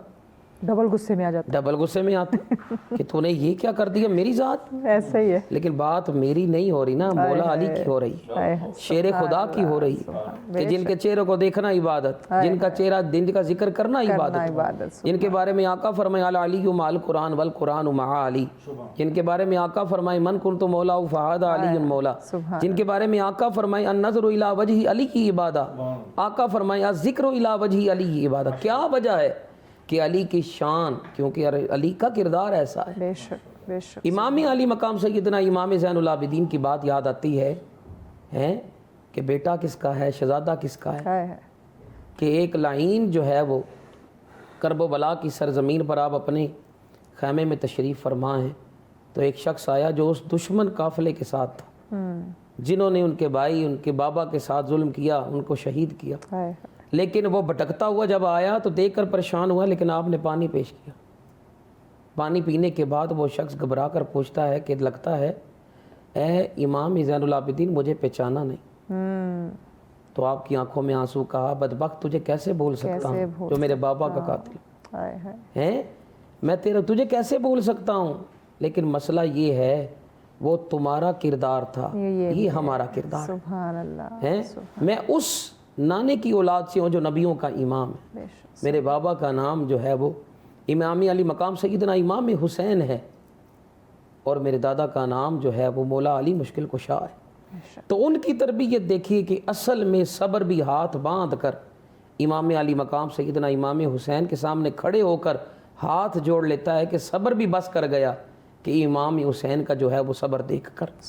تو یہ کہ عدم برداشت سب سے بڑی بنیادی وجہ یہ ہے کہ دین سے دوری ہے. ہمیں دین سے دوری ہونے کی وجہ سے جذبات میں کنٹرول نہیں, غصے پہ کنٹرول نہیں ہے کہ جو ہے وہ یہ جانتے ہیں کہ غصہ جب انسان کی زندگی کے اوپر اس کے نیگیٹو اثرات پڑتے ہیں نہ کہ پازیٹیو اثرات. آتا وہ چند پل کے لیے لیکن وہ سب کچھ لے جاتا ہے, انسان کی شخصیت ظاہر کر جاتا ہے. تو اس لیے اس بنیادی ہے میرے آقا علیہ الصلوۃ والسلام نے اس لیے فرمایا جب غصہ آئے تو رب کا ذکر کرو, درود شریف پڑھو, استغفار کرو, خاموش رہو چند پل کے لیے. لیکن یہ ہے کہ وہ پھر یہ ہے کہ انسان بہت بڑے نقصان سے بچ جایا کرتا ہے. اکثر میں آپ کو سب سے بڑی وجوہات بتاؤں غصے کی. اکثر ہمارے پاس لوگ آتے وہ جی میں نے وہ غصے میں طلاق دے دیا. اب میں اسے کہتا ہوں بدبخت انسان, کبھی پیار میں بھی طلاق ہوتی ہے کہ نہیں جی آج تو بڑی پیاری لگ رہی ہے تو لہذا میں تجھے طلاق تو غصے میں ہی ہوتی ہے بابا, ظاہر ہے کہ یہ ہے. لیکن یہ ہے کہ اس وقت خیال جب غصہ چلا جائے تو پھر یاد آتی ہے, پھر بندہ سوچتا ہے کہ اب چھوٹے چھوٹے بچے بھی ہیں کہ یہ میں نے کیا کر دیا, اب میں نے کیا کر دیا, یہ تو جناب چھوٹے چھوٹے بچوں کا خیال کون کرے گا, ان کا کیا ہوگا. پھر بڑی جیسی ہے کہ وہ اس کے نیگیٹو بہت زیادہ اثرات ہیں کہ انسان کو. اس لیے عدم برداشت کے لیے سب سے پہلی بنیادی چیز ہے کہ ہمیں سیرت مصطفیٰ پڑھنی چاہیے. یہ ماہ ربیع الاول کا مہینہ صرف جلسے منانا نہیں ہے, لائٹیں لگانا, یہ لنگر بانٹنا نہیں, کردان محمدی کو اپنانا ہے. میرے آقا کی سیرت کو اپنا کر جو ہے اپنے کردار کے اندر کہ جو ہے وہ آپ کسی محفل سے اٹھ کے آئیں تو آپ یہ نیت کر کے آئیں کہ آج کے بعد جو ہے وہ میں جھوٹ سے دور رہوں گا اور میں جو ہے وہ اپنے آپ کو بدلاؤ کی طرف لے کے جاؤں. بہت خوبصورت. یقینا ناظرین, جیسے ہم ذکر کرتے ہیں کہ محرم آتا ہے تو سب حسینی بن جاتے ہیں, ربیع الاول آتا ہے تو سب سیرت طیبہ کا ذکر کرتے ہیں, لیکن وہ آپ کے عمل میں بھی چیز جھلکنی چاہیے. اس پہ مزید گفتگو کریں گے. دیکھ رہے ہیں سچ سویرا, آج کا ہمارا موضوع جس پہ گفتگو کا سلسلہ جاری ہے آمد مصطفیٰ صلی اللہ علیہ وسلم ہے اور آپ کی اس سیرت طیبہ پہ گفتگو کا سلسلہ جاری ہے. مہمان ہمارے ساتھ موجود ہیں جی جناب محترم علامہ اسد عباس صاحب. آپ کی طرف آتے ہیں, آخری ہمارا سیگمنٹ ہے عدل و انصاف کی بات کی جائے, دیانتداری کی بات کی جائے. یقیناً آپ کی زندگی ہمارے لیے ایک بہترین مثال ہے, بہترین نمونہ ہے. قرآن بھی کہتا ہے کہ بے شک اللہ عدل اور احسان کا حکم دیتا ہے. میں چاہوں گی کہ آج کے معاشرے کے ساتھ اس کو ریلیٹ کیجئے, کیونکہ آپ صلی اللہ علیہ وسلم کی سیرت طیبہ سے جو ہمیں تعلیمات ملتی ہے, تلقین ملتی ہے, وہ ہم آج اپنی لائف میں اس کو عملی صورت پہ نہیں اپنائے ہوئے. تو آج کے معاشرے میں عدل کی اور احسان کی جو عملی ایک صورت ہے اس کو کیسے نافذ کیا جا سکتا ہے, کیسے اپنایا جا سکتا ہے؟ بسم اللہ الرحمن الرحیم. دیکھیں قرآن مجید میں واضح پیغام ہے. خداوند متعال نے سورہ آل عمران میں فرمایا قل ان کنتم تحبون اللہ فاتبعونی یحببکم اللہ ویغفر لکم ذنوبکم واللہ غفور رحیم. اے رسول, اگر یہ لوگ جو ہے وہ اللہ سے محبت کا دعویٰ کرتے ہیں تو ان سے کہہ دیں کہ میری اتباع کریں. فاتبعونی, پھر کیا ہوگا؟ یحببکم اللہ, اللہ بھی تم سے محبت کرے گا, ویغفر لکم ذنوبکم, اللہ تمہارے گناہ معاف کر دے گا. غفور رحیم ہے بے شک. اب یہاں پہ جو سب سے پہلی بات آتی ہے کہ اتباع رسول صلی اللہ علیہ وسلم, ہر مسلمان پر واجب ہے کہ وہ اتباع رسول صلی اللہ علیہ وسلم کرے. اب اس اتباع میں اگر آپ رہتے ہوئے اپنا نظام عدل قائم کرتے ہیں تو یقیناً جو ہے وہ قرآن اور سنت کے مطابق ہوگا. اور یہی چیز آئین پاکستان 1973 کے آئین میں بھی یہ چیز درج ہے کہ جو بھی قانون بنے گا, جو بھی نظام ہوگا, وہ قرآن و سنت کی روشنی میں ہوگا, اس کے مخالف نہیں ہوگا. ٹھیک ہے جی. تو اگر عدل نہیں ہے, اگر انصاف نہیں ہے تو پھر کوئی معاشرہ قائم نہیں رہ سکتا. ایسے ٹھیک ہے جی. حقوق ہر ایک کے وہ کہاں سے لے گا, کہاں سے, مطلب اگر پامالی حقوق ہوتی ہے کسی انسان کی, اس کے ساتھ ظلم ہوتا ہے تو وہ کہاں جائے گا؟ عدالت میں جائے گا, عدالت سے انصاف طلب کرے گا. تو وہ جو ماڈل پیغمبر اسلام نے قائم کیا تھا مدینہ پاک میں, کہ ہر کوئی آتا تھا اپنا کیس لے کر, اپنا مقدمہ لے کر, اور پیغمبر اس کا کیسے فیصلہ کرتے تھے؟ قرآن کی روشنی میں فیصلہ کرتے تھے, اور وہاں پر ہی انصاف عدل جو ہے وہ نظر آتا تھا. جی. جبکہ ہم اگر آج کی صورتحال دیکھیں تو سب سے اگر جوئے شیر لانے کے مترادف اگر کوئی چیز ہے تو وہ انصاف. ایسے ہی یہاں پہ سب کے لیے وہ انصاف کا جو پیمانہ ہے وہ مختلف ہے. امیر کے لیے کچھ اور ہے, غریب کے لیے کچھ اور ہے. یعنی بالکل ٹوٹلی ہم اس چیز سے ہٹ گئے ہیں نا. آپ دیکھیں نا, ایک غریب آدمی تو سوچ بھی نہیں سکتا کہ عدالت میں جائے گا اور وہ اتنے بھاری جو ہے وہ وکیلوں کی فیس دے کر, اور وہاں جا کر پھر وہ تاریخ پہ تاریخ, تاریخ پہ تاریخ, تاریخ پہ تاریخ. ٹھیک ہے جی. ابھی آپ نے وہ جو ذکر کیا تھا طلاق والا, آپ دیکھیں کہ کورٹوں میں جا کر دیکھیں سب سے زیادہ اگر اس وقت خلا کی جو ہے تو وہ تعداد ادھر ہمارے معاشرے میں ہر کوئی جو ہے وہ خلا خلا خلا برداشت نہیں رہی نا, برداشت نہیں ہے, انصاف نہیں ہے گھر میں, مطلب وہ چیز نہیں رہی, کسی میں بھی برداشت نہیں ہے. برداشت کیوں نہیں ہے کہ مساوات نہیں ہے, عدل نہیں ہے. یہ چیز ہے نا بیسیکلی. آپ دیکھیں کہ آپ کی زمین پہ قبضہ ہو جاتا ہے, آپ جائیں کیس کریں, 12 سال 20 سال تک وہ کیس چلے گا, آپ خرچے کرتے رہیں اور وہ وہیں کا وہیں ہیں, آپ کو انصاف نہیں ملے گا. اسی طرح آپ خاندانی کوئی معاملات کے جو جھگڑے ہیں یا کچھ ہے وہ لے جائیں آپ عدالت میں, فیملی کورٹس میں, پتہ نہیں شاید کسی کو ملتا ہوگا انصاف, پتہ نہیں. لیکن یہ چیز جو ہے یہ میں نے وہاں دیکھی ہے مغرب میں, برٹش میں.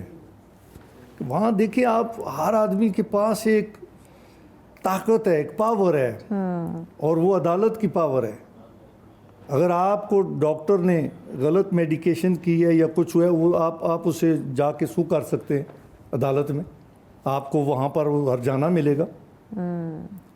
کوئی یعنی اتنا وہ زبردست سسٹم ہے. میں کہتا ہوں کہ وہ بھی یہاں پر رہے ہیں, انہوں نے بھی یہاں پر رول کیا ہے گوروں نے, لیکن ہم کچھ تو سیکھ لیتے, کسی طرف بھی ہو جاتے نہ. ہم اسلامک, میں نے پہلے بھی عرض کیا تھا, نہ ہم اسلامک وہ کوئی لاز بنا سکیں, بنے ہیں تو اس پہ عمل کوئی نہیں ہے. صحیح. اچھا علامہ صاحب, چونکہ ہمارے پاس ٹائم بہت کم ہے تو میں چاہوں گی کہ پورے پروگرام کو سم اپ کرتے ہوئے آپ اپنا پیغام ایڈ کر دیجیے. پیغام میرا یہ ہے کہ انسان اگر مکمل ضابطۂ حیات اپنی زندگی میں آسانی چاہتا ہے, سادگی چاہتا ہے, سکون چاہتا ہے, روحانیت چاہتا ہے, اپنا وہ آخرت چاہتا ہے, دنیا چاہتا ہے, تو وہ سیرت حضرت پیغمبر اسلام کو اپنا لیں. یہ پیغام ہے, آپ اپنا لیں چپ کر کے. کیسے؟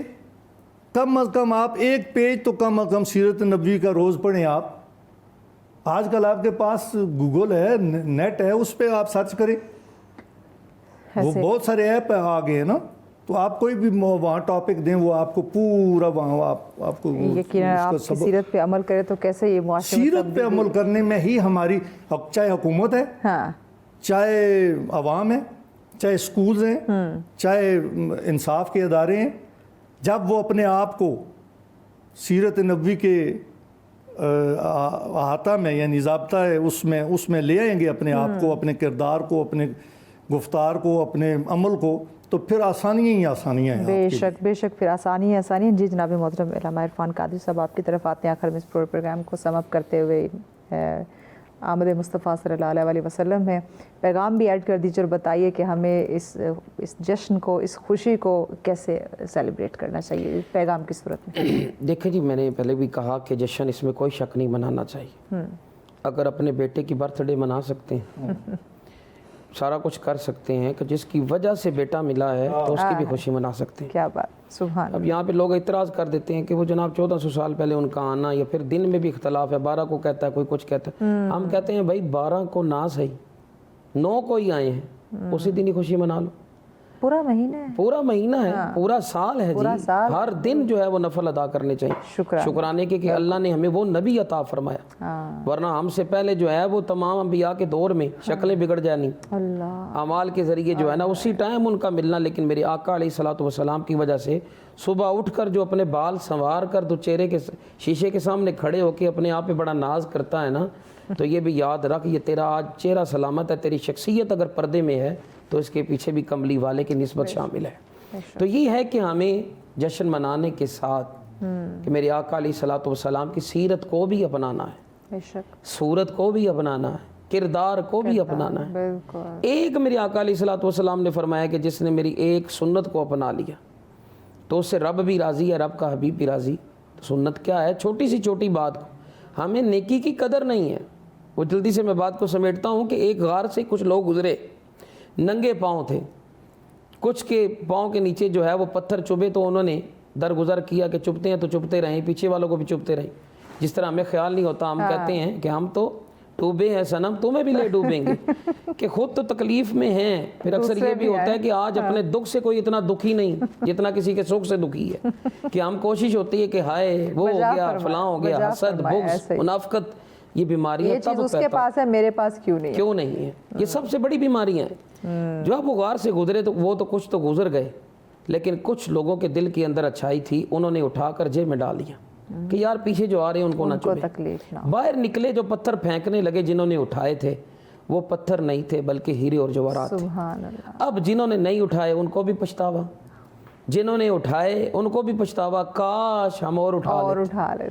तो यही इंसान का मेयार है कि आज हमें नेकी की कदर नहीं, हम छोटी छोटी बातों को सदका जारिया, मेरे आका ने फरमाया पत्थर को उठा दो, ये सदका जारिया है। जो है वो मुस्कुरा कर किसी से मिलो, ये सदका जारिया है। काम नहीं कर सकते ना करो, लेकिन कम से कम अच्छे अखलाक से तो बोलो। मेरे आका के किरदार को अपनाएं, सीरत को अपनाएं, कुरान की तालीम, कुरान सिर्फ सर पे रखने के लिए नहीं आया, किताबें सिर्फ जो है वो गुलाफ में लपेटने के लिए नहीं आया, उसको पढ़ें, उस पर अमल करें तो ज़िंदगी आसान हो जाए। बहुत खूबसूरत, बहुत शुक्रिया मोअज़्ज़िज़ मेहमानों का, आप तशरीफ़ लाए। नाज़रीन, यकीनन अगर आज हमें हमारी ज़िंदगी में सुकून चाहिए, कामयाबी चाहिए, वो इज़्ज़त, वो वक़ार, वो बुलंदियाँ आप चाहते हैं, वो इत्मीनान चाहते हैं, तो उसके लिए हमें सीरत तैयबा सल्लल्लाहु अलैहि वसल्लम अपनानी होगी। सिर्फ आप हम सीरत को पढ़ते हैं, महफ़िल मिलाद करते हैं, जश्न मनाए जा रहे हैं, रोशनी जो है वो की जा रही हैं, लेकिन उस सीरत को जिसका आज हम जिक्र कर रहे हैं उसको अपनाना भी बहुत ज़्यादा ज़रूरी है, ताकि हमारी ज़िंदगी में वो खुशियाँ, वो कामयाबियाँ, वो इत्मीनान आए, वो रिश्तों में वो सुकून आए जो हम चाहते हैं। हम दुआ करते हैं कि आज जितनी भी डिस्कशन हुई है, अल्लाह पाक इस पे हमें अमल करने की तौफीक अता फरमाए। आमीन इलाही आमीन। इजाज़त दीजिए।